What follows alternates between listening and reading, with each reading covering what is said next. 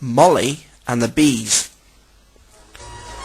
Molly is very proud of her shiny yellow paintwork.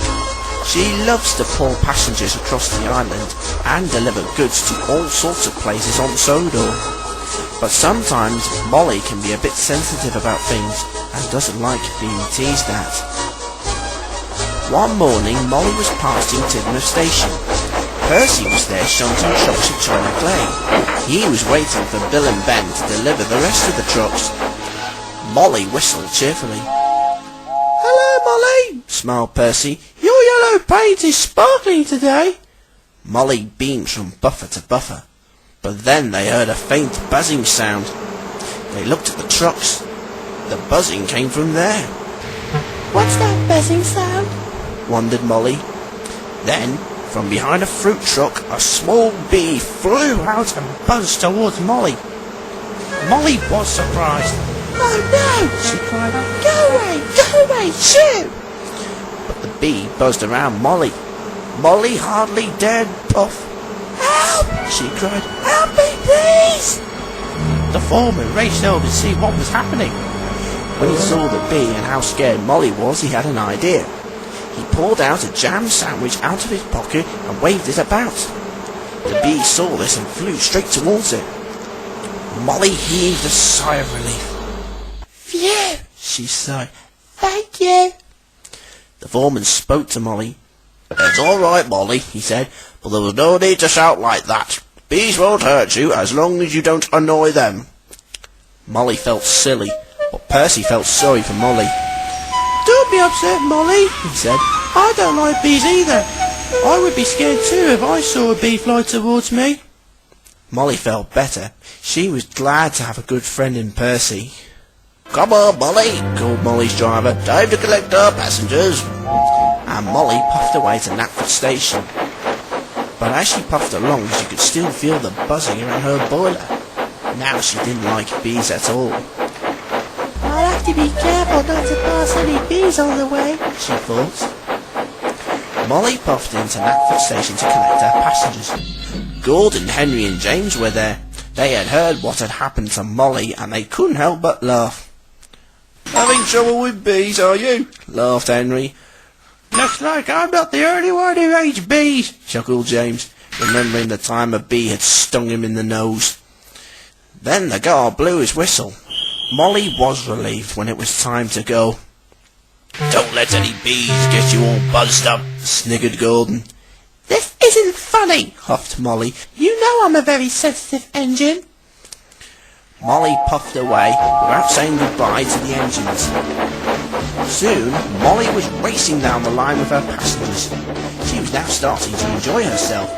She didn't think about bees once. "Now I can enjoy the rest of the day for sure," she smiled happily. Then Molly was passing a big field. It was full of green grass and fresh flowers. There were bluebells, sunflowers and daisies. But Molly didn't know that there were bees near them.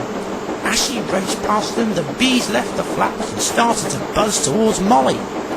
Molly had no idea what was about to happen. Then she saw a bee buzz in front of her, and then another, and another. Suddenly, a swarm of bees started to buzz around Molly. The driver and fireman were surprised too.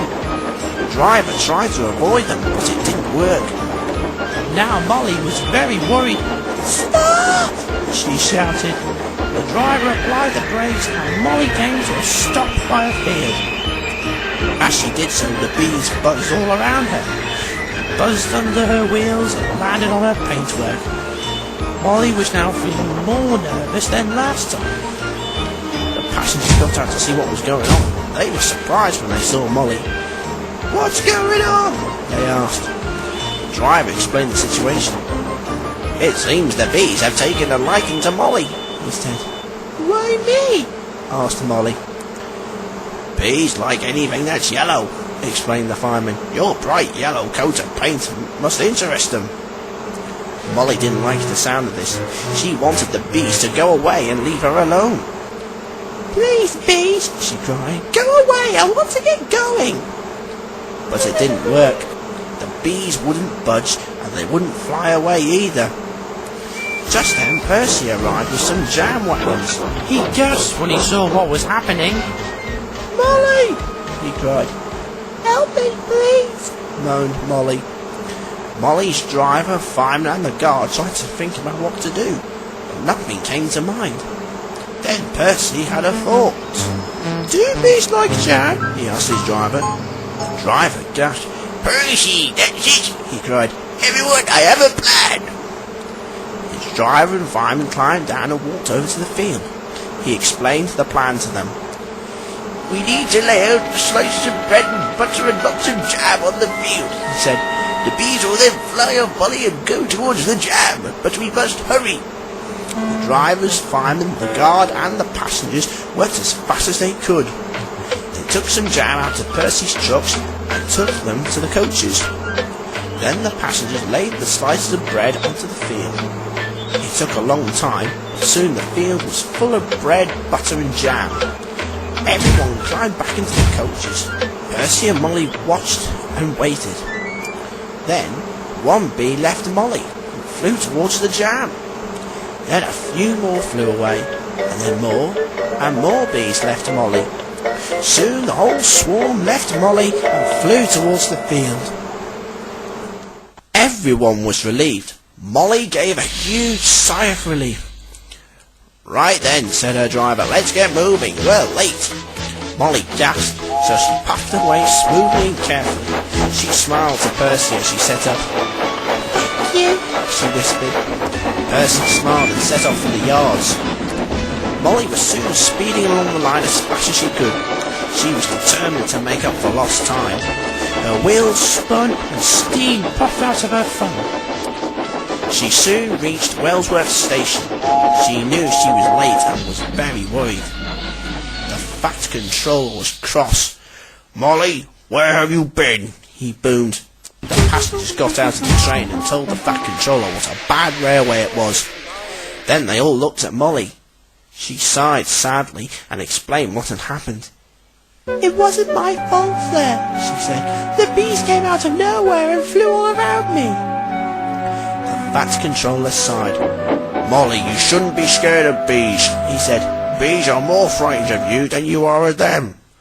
I think you have some making up to do to all these passengers." Molly felt sad, but she couldn't think of anything to say. The passengers could see Molly was upset and how sorry she was.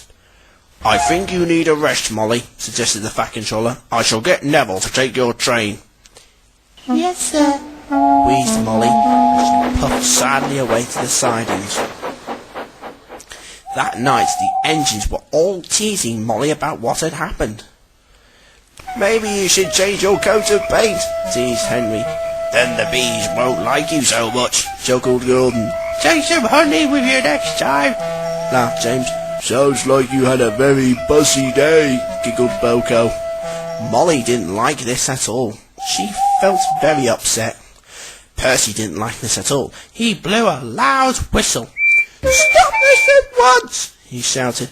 "Molly doesn't like bees at all. She gets upset when there's a bee near her, and you, James, should be more helpful. You know what it's like to be stung by a bee." James suddenly went silent. "Molly is a very sensitive engine, and we should all be more helpful and understanding towards her," Percy finished. "She's a very special engine and a very special friend, and should be treated like one." The engines all went silent. They didn't say a word. Then after thinking hard, they all realised Percy was right. Molly was amazed. She had never heard so much silence before. "Thank you, Percy," she smiled. "and thank you for coming to my rescue today."